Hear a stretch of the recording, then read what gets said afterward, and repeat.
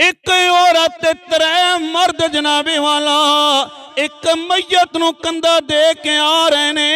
एक नौजवान ने वेखे आए मरण वाले नूं जनाब चार मर्द भी नहीं मिले ने, तीन मर्द ते एक औरत कंधा दे के आ रहे ने। उन्हें पूछा यारो दसो ते सही ना ए मरण वाला कौन है? ते उन्होंने दसिया ए मरण वाला गुनाहगार सी।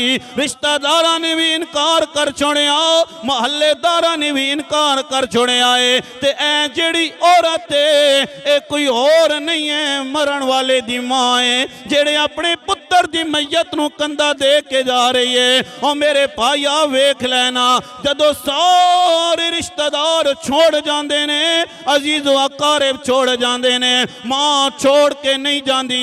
पुत्र भावें जमाने दा ऐबी होवे लेकिन मां अपने पुत्र दियां सिफतां कर करके नहीं रजदी है।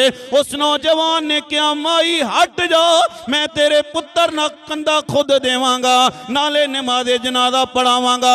तवज्जो करियो दोस्तां ने मोहतरम, जदों नमाज़े जनाजा हो गया रात दा पिछला पैरे नौजवान अपने कमरे दे अंदर आराम पिया करदा है।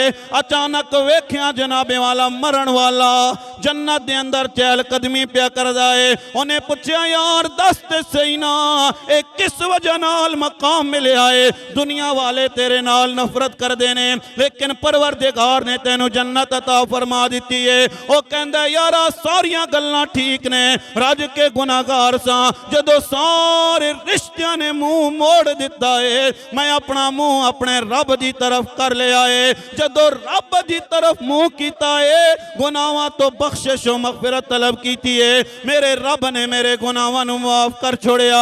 मियां साहब फरमांदे ने कि एक गुनाह मेरा माँ प्यो वेखे ते देवे दे से निकाला, लख गुनाह मेरा मालिक वेखे ते ओ पर्दे पावने वाला।